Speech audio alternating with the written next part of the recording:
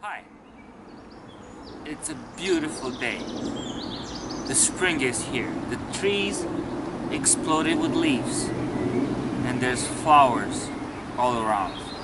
It's just perfect. Welcome to session 7. Today, we will talk about discovering the source. The source of what? Well, everything that's in existence right now, right this second, has a source, originates from somewhere. You know, a person has a source, an object has a source, even a star, a galaxy has a source, an idea has a source, an innovation, a teaching, a method. Even we, ourselves as persons, we consider ourselves to have a source. Our parents, our grandparents, our families, our culture.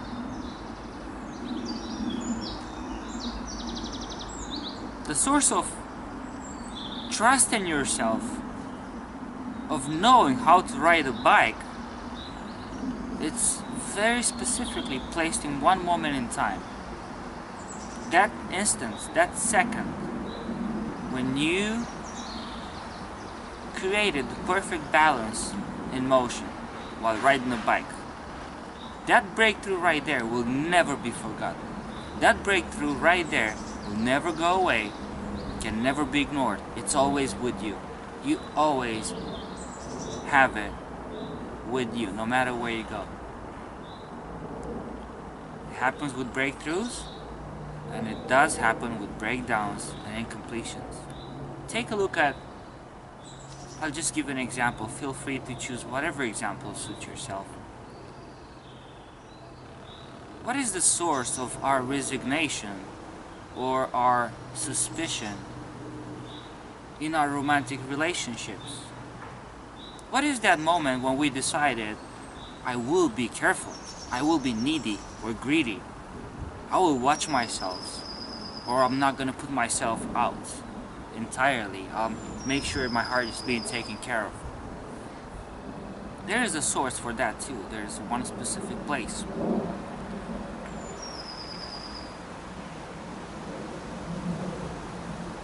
Nothing goes away in our lives. Nothing. Nothing will ever go away. Everything stays with us. No matter if they're breakdowns, no matter if they're breakthroughs. However, the context in which we live life will determine the quality of our life. If we go through life being in the context of I've been hurt before, every single experience that we attract to ourselves will have a flagrance of just that.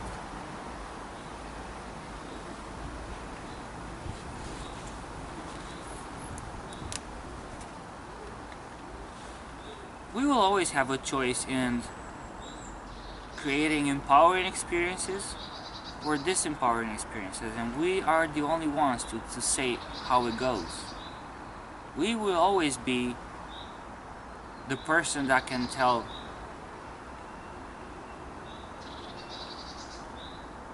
stop or start for whatever events we have running in our lives at that moment, and that will create our entire experience for the future.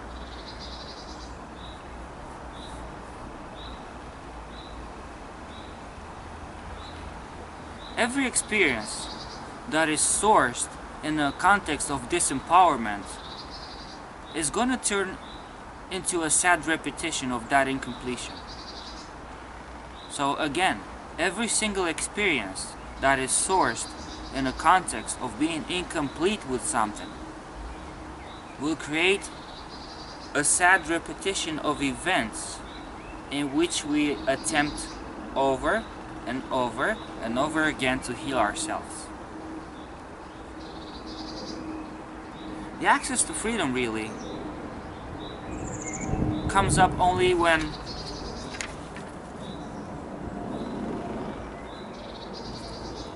we're standing in the context of detachment and choice. That's where we get our freedom. And I'll give you an example.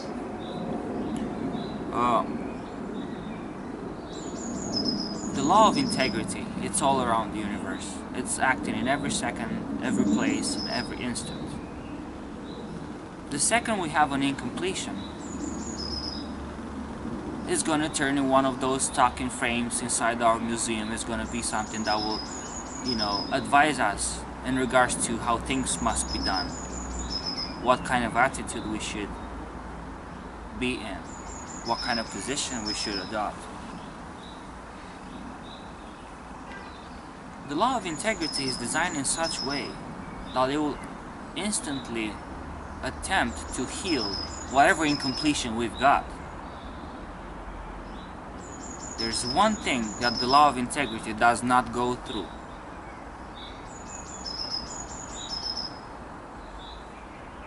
And that is your free will.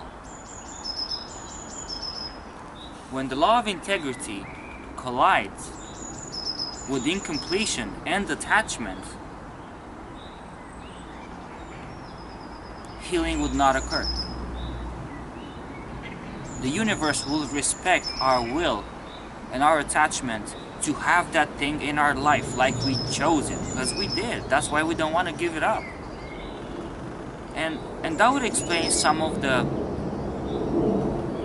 feelings of deja vu people have in their lives. Everyone has it.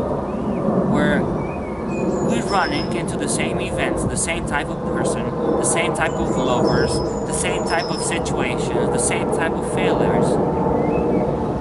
And we don't know why. That's what happens, is universe attempts over and over to heal our open wounds, our incompletions, while we're being stubborn in our attachment to the very situations that cause us pain and lack of joy.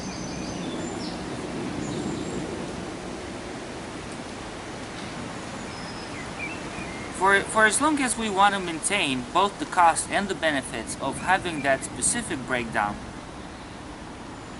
or situation in our life, the universe will respect our choice. Anyhow, the universe will always place in our path, no matter where we go, endless opportunities to deal with that and have it completed. And we do have a choice of reaching the same wall over and over and turning right back and going always a different way and reaching it the same in every, reaching it over and over again in other areas of our life. But we also do have a choice of really discovering that window of opportunity that allows us to heal ourselves and create something new. And that's what this session is about. That's what we're going to talk about today.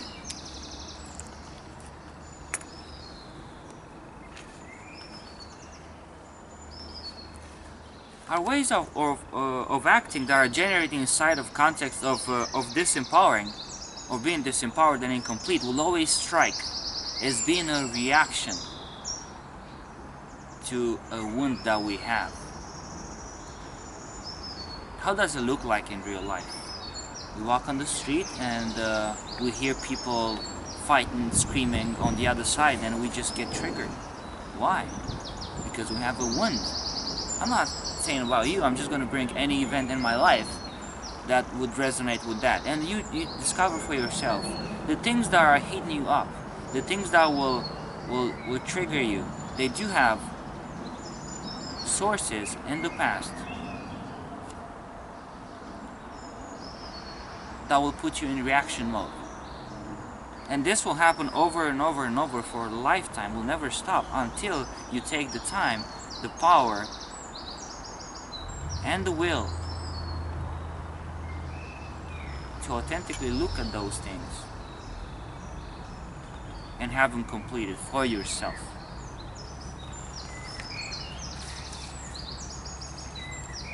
So, first we're going to take a look at the moments we became incomplete. And they're so easy to discover. The location where they're hiding is not a secret anymore. Where do you think they are? In the same museum of talking frames, in your memory. That's where they go. And actually, they have a special section just for incompletions. It's nice, beautiful section where they all go and they stay there in pride because they know the power they have on our lives is major.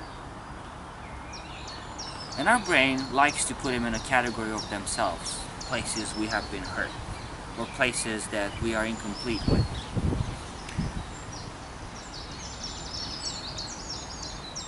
The way to detect those events, the way to discover them, is strangely by the sharpness of their details. Most of our memories normally fade away, the colors disappears, the sounds get muffled, the faces blur. That's a normal memory. And finally disappears. The brain is not using it. The memories that we are attached to, the memories that we have planted a specific meaning and a trauma and a wound, they will be highly noticeable by the sharpness and the details that they have available right away. And that will be in color, will be in smell, flavors, sounds, emotions. Everything will be present like it just happened. It will be right there for you. And also, the other thing that will allow you to detect it very, very easy is the steep fall that you take right after that event. And how do you notice that? Before that event, you will find yourself with peace, joy, calm, and completion. Right after that event, you will be a deep fall where you made a declaration of being totally different, of doing this and this, whatever you decided. So you will notice a huge shift in the level of peace, joy, and self-expression that was before, and after was that declaration where I cannot be a contribution again. Remember, it was the breakdown that I was working on, or from some of our participants, I cannot be loved. Yet before it was, my parents love me, I'm loved and admired, and right after was like, everybody hates me, or I'm abundant and rich, and then after the event, I don't deserve to be wealthy. So looking at that steepness between that gap, because actually it's a gap of meaning, that's all it is. It's a huge gap of meaning that we put in one event, and that creates a shift, just like a continental divide. The meaning that we have before turns into the meaning that we have after, because that declaration that we made. And the third thing that will allow us to distinguish that place, that memory, that talking picture, talking frame, is the start of an uninterrupted chain of redundant events, all looking alike. So in that second, we start to repeat that very same event over and over. In my case, I declared I cannot be a contribution, and all I chased my entire life, every second, every minute, starting that moment when I was 6 years old, was to prove, was to show myself, to show the world, to redeem myself as of a person that can be of contribution. Take a look for yourself in your examples, in your discoveries, and see what is that event that you keep repeating and you never have enough of it. That is the source. So again, you recognize it by the gap of meaning, by the sharpness of details, colors, flavors, sounds, and by the steepness between the declaration and the perfection of your life before that event. Discovering that event will give you a beautiful opportunity for yourself to acknowledge yourself for your commitment to life. Because breakdowns are not possible in a place where we're not committed. And we humans are highly committed creatures. Our biggest first commitment is life. We are committed to life. And being committed to life, guess what? Life will always be full of breakdowns and challenges and problems. Why? As a person who I'm committed to be alive, everything that goes against my commitment will show as a breakdown. Thus, as long as I'm alive, I will have breakdowns. Yet, I will have choices and actions to take to reach my commitments. I really want to acknowledge you for reading so far through the method that you have received in the email, and also for being in this video day in and day out. It tells me a lot about who you are and your commitment.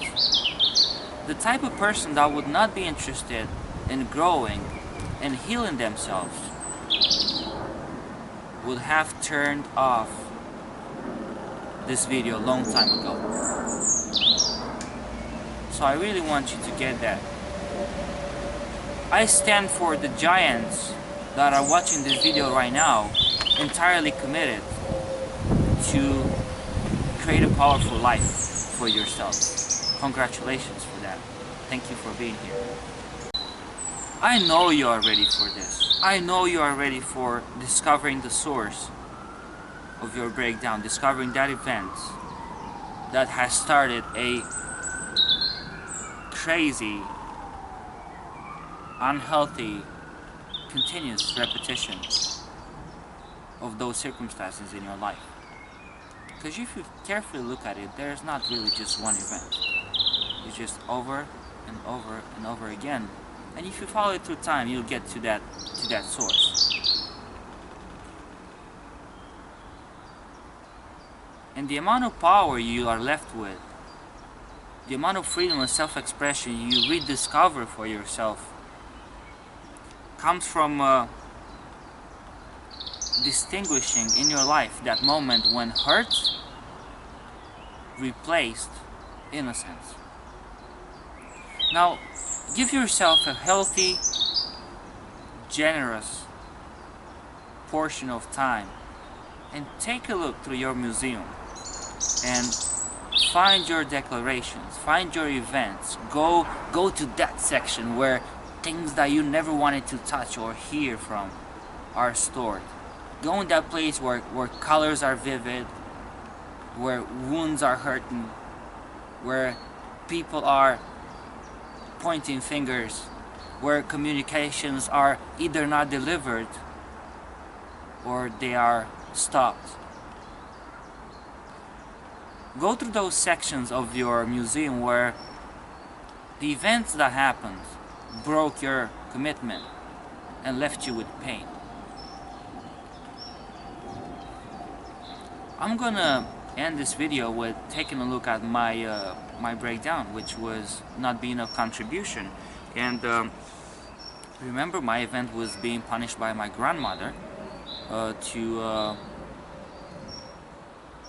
kneel on walnut shells, and that was the moment when I have decided I cannot be a contribution for people. And every single detail about that, even the smell of the food that was on the cooker, is still fresh in my memory. And the declaration that I'm a thief and a liar and I cannot be a contribution for people, that is present. So, until next time, until session 8, really go hunting in your museum. Take yourself seriously and find the source of your breakdowns. Thank you for being here.